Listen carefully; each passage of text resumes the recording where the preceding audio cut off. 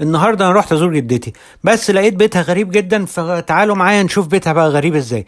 اول حاجه، في هدوم في كل حته، وانا مش عارف ليه في هدوم في كل حته. الهدوم مبهدله كل حته، والقطط كمان لابسه كرافتات. ده حاجه غريبه جدا، انا مش مصدق. وعندها قطط كتير، وكل قطه قاعده في مكان مش راضيه تتحرك منه. يا نهار ابيض، ده طقم اسنان جدتي في كل حته برضه، والميه مغرقه المكان. معلش يا جدتي، انا اسف، انا هنط على طقم السنان بتاعك عشان اعدي للناحيه التانية، عشان مش ضامن الميه دي فيها ايه. يلا، شكرا يا جدتي على طقم السنان ده، اشوفك قريب.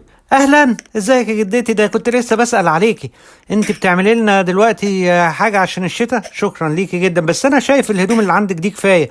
وبعدين ما يصحش انك تحطي مقص كبير كده على الارض، ممكن عيل مننا يتعور، وما يصحش ان في اطفال عندك وانك حاطه مقص بالحجم ده. يا نهار ابيض، كل ده بكر تريكوه؟ هي لسه ما خلصتش عمايل؟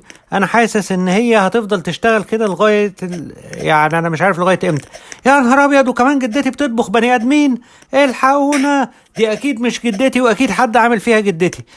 ايه ده؟ انا مش مصدق، حد بني ادم معمول سجق؟ انا مش مصدق نفسي. يا نهار ابيض، ايه ده؟ هو انا اللي صغرت ولا جدتي اللي كبرت ولا ايه اللي حصل؟ انا بقيت صغير جدا. اما اروح دلوقتي جنب ودن جدتي اسالها ايه اللي حاصل فينا. هي قاعده واحنا بقينا صغيرين خالص، فانا حاسس ان في حاجه غلط في البيت النهارده. انا هروح جنبها وبهدوء كده اسالها ايه اللي حاصل. انا بس مش عايز ازعجها ومش عايز اخضها، وهي ممكن تبقى نايمه. فانا هروح واحده واحده لغايه ودنها واكلمها بالراحه. لو سمحتوا، لو انتوا شايفين ان انتوا بتصحوا حد وهو نايم، اكتبوا لي في التعليقات مين اخر مره صحيتوا والدتكم من النوم وهي نايمه. هوبا، ننط على حته البسكوت اللي هي بتاكلها دي. ماشي، هننط 1 2 3 5 حتت بسكوت. ماشي، حاضر.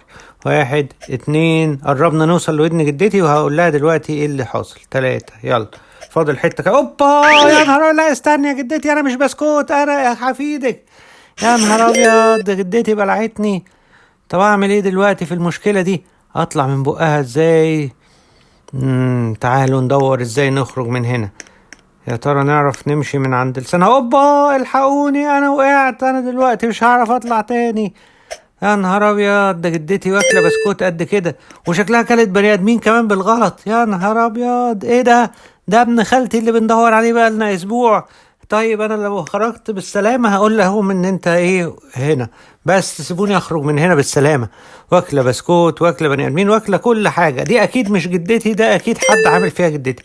هنعرف دلوقتي ايه اللي حاصل. اوبا، البوليس وصل. بس كده عرفنا القصه كلها.